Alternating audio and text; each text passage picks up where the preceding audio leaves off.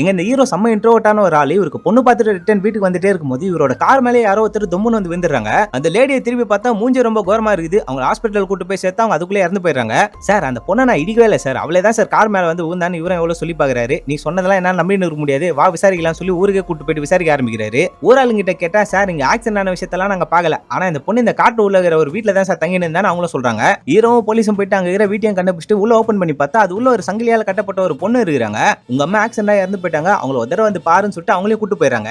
இந்த பொண்ணுக்கு சொந்தம் சொல்லிக்க யாருமே கிடையாது. அதனால ஹீரோவும் ஊராளுங்களுமே சேர்ந்து அவங்க அம்மாவோட ஃபியூனரலையும் நடத்துறாங்க. கடைசியா அந்த பொண்ணு கூட்டு போயிட்டு காட்டுல இருக்கிற வீட்லயே விட்டு கை செலவுக்காக 2000 பந்தயம் கொடுத்துட்டு அங்க இருந்து வெளில வராரு. இவருக்கு அந்த காட்டுல இருந்து எப்படி வெளில வருதுன்னு சொல்லி சுத்தமா வழி தெரியல. அந்த பொண்ணு தான் வந்து ஹெல்ப்பே பண்றாங்க. அம்மா இறந்து போயிட்டதுனால காட்டுல இவளால அங்க தனியா இருக்கவே முடியல. அமானுஷமான சத்தம்லாம் இவங்களுக்கு கேட்க ஆரம்பிக்குது. இந்த பொண்ணு சாதாரண பொண்ணே இல்ல, இது டேஞ்சர்னு சொல்லிட்டு இவளை காலி பண்றதுக்காக ஒரு 5 பேரை கூப்பிட்டு ப்ரொஃபசர் ஒருத்தர் காட்டுலயே வந்துடுறாரு. இவளை கொல்ல வர விஷயம் இவளுக்கு முன்னாடியே தெரிய வருது. அங்க இருந்து எஸ்கேப் ஆயிட்டு ஹீரோட வீட்டுலயே வந்துடுறா. என்ன தயவு செஞ்சு காப்பாத்துங்க, ஊர்ல என்ன கொல்றதுக்காக ஆளுங்களா ட்ரை பண்ணுகிறாங்கன்னு இந்த பொண்ணு ரொம்ப கெஞ்சி கேக்குறா. நீ ரூம் உள்ளே பத்திரமா இரு, நான் சீக்கிரமா ஒரு ஹாஸ்டல்ல சேர்த்துறேன்னு சொல்லிட்டு இவன் அங்க இருந்து கிளம்பிடுறான். இந்த பொண்ணு போட்டுக்கிறதுக்காக ட்ரெஸ் எல்லாம் வாங்கி வந்து கொடுக்குறான். இந்த பொண்ணுக்கு சாப்பாடும் கொடுக்குறான். ஆனா அந்த பொண்ணு சாப்பிடவே மாட்டாங்க.